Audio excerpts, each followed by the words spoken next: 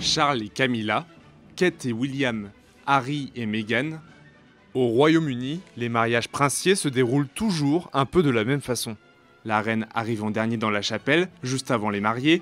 Après la cérémonie, on salue la foule à bord d'un carrosse et il y a en général 2 réceptions, une au déjeuner et une autre plus restreinte le soir. Mais il y a d'autres éléments du protocole plus discrets que l'on retrouve à chaque union royale.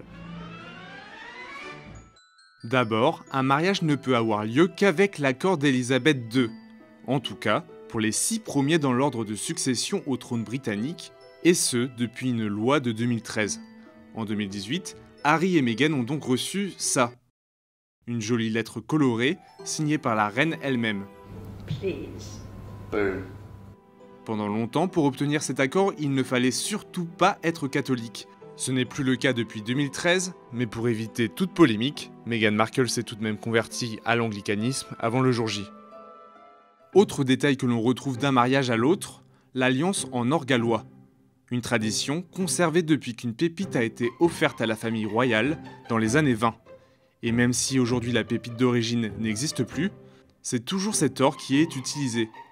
D'ailleurs, les épouses sont généralement les seules à porter une alliance car selon la famille royale, les hommes de la haute aristocratie ne sont pas censés en avoir une.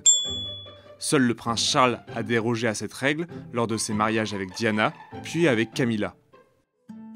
Troisième élément récurrent, le bouquet de la mariée n'est pas jeté dans la foule, mais toujours déposé sur la tombe du soldat inconnu, dans l'abbaye de Westminster.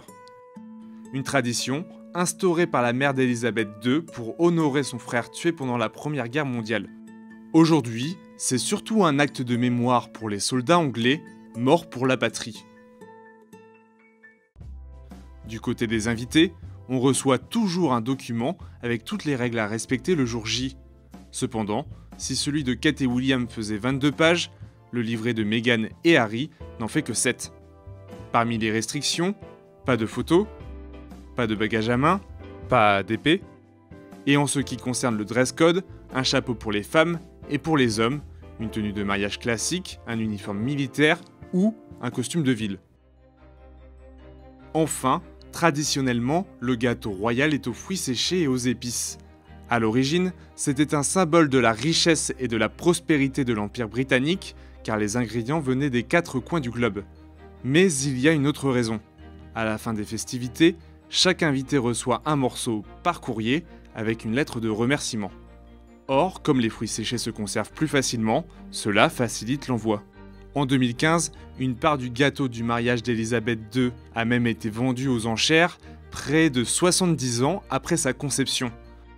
Cependant, le prince Harry et Meghan Markle ont souhaité déroger à la règle, pas de dessert aux fruits, mais un gâteau bio au citron et à la fleur de sureau, une façon discrète de montrer leur différence.